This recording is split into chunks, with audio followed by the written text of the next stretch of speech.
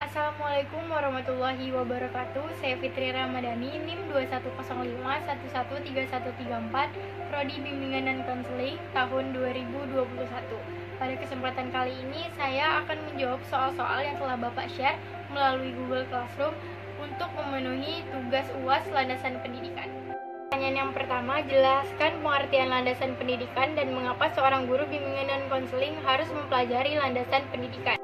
Landasan pendidikan adalah sebuah dasar, tumpuan, ataupun asas konseptual dalam melaksanakan kegiatan pendidikan. Selain itu, landasan pendidikan juga diibaratkan sebagai fondasi atau awalan dalam menegakkan suatu pendidikan yang layak dan bermutu. Selain itu, landasan pendidikan ini juga dapat kita pelajari apabila kita ingin terjun ke dalam dunia pendidikan yang sesungguhnya. Dengan mempelajari landasan pendidikan ini, tentunya kita harus paham mengenai pendidikan itu apa saja yang akan kita temui dalam dunia pendidikan yang sesungguhnya.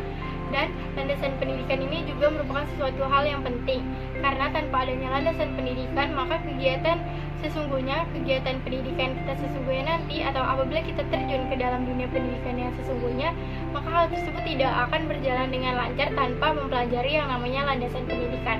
Selain itu, mengapa seorang guru bimbingan dan konseling harus mempelajari landasan pendidikan? Nah, melalui layanan konseling, baik individual maupun kelompok, seorang guru BK dapat membantu dalam mewujudkan keinginan para peserta didik. Selain itu, guru BK dapat membimbing dan membantu para peserta didik dalam mengembangkan bakat dalam dirinya, sehingga dapat mengembangkan kemampuan peserta didik secara optimal agar terciptanya keinginan ataupun tercapainya keinginan dari peserta didik tersebut. Pertanyaan yang kedua, jelaskan guna mempelajari landasan sosial budaya dalam bimbingan dan konseling. Nah, landasan sosial dan budaya merupakan landasan yang dapat memberikan pemahaman tentang sosialisasi dan kebudayaan. Selain itu, landasan sosial budaya setiap individu itu memiliki latar belakang yang berbeda. Apabila seorang individu dibesarkan di dalam lingkungan sosial budaya yang baik, maka perkembangan individu tersebut juga akan baik pula. Selain itu, mengapa guru BK ini harus mempelajari yang namanya landasan sosial budaya? Landasan sosial budaya ini juga dapat membentuk karakter seorang peserta didik. Maka dari itu, guru BK atau guru bimbingan dan konseling harus memahami karakter peserta didik yang berbeda-beda tersebut dengan mempelajari landasan sosial dan budaya. Terima kasih. Selanjutnya, pertanyaan yang ketiga, jelaskan mengapa pendidikan di suatu negara memerlukan landasan yuridis. Landasan yuridis merupakan landasan hukum pendidikan, adalah dasar, pegangan ataupun pedoman undang-undang yang menjadi pijakan dalam pelaksanaan pendidikan di suatu negara. Landasan yuridis ini juga berisikan terhadap peraturan-peraturan dalam dunia pendidikan.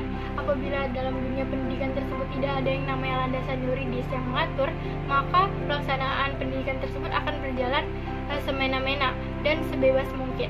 Oleh karena itu, dibentuklah atau adanya landasan yuridis ini dibentuk agar pelaksanaan pendidikan tersebut dapat teratur dan berjalan sesuai undang-undang yang berlaku. Selanjutnya, pertanyaan yang keempat, jelaskan apa pentingnya landasan teknologi dalam penyelenggaraan pendidikan.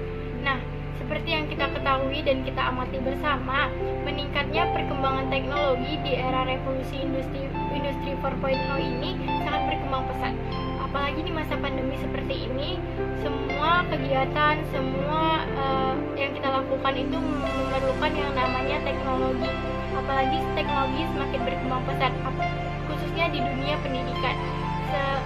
Seperti yang kita ketahui bersama juga, bahwasanya landasan pendidikan atau landasan teknologi pendidikan ini merupakan sesuatu yang mempermudah atau hal yang mempermudah dalam proses pendidikan. Kita bisa mengakses di mana saja, kapan saja, dan oleh siapa saja.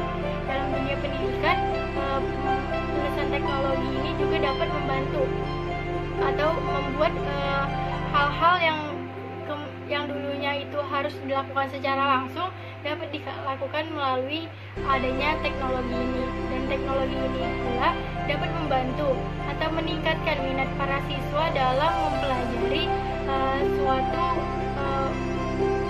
mempelajari suatu materi dalam dunia pendidikan tersebut. Terima kasih. Nah, mungkin hanya itu yang dapat saya sampaikan. Lebih dan kurang saya mohon maaf, dan apabila ada kesalahan saya mohon maaf. Saya Fitri Ramadhani. Wassalamualaikum warahmatullahi wabarakatuh.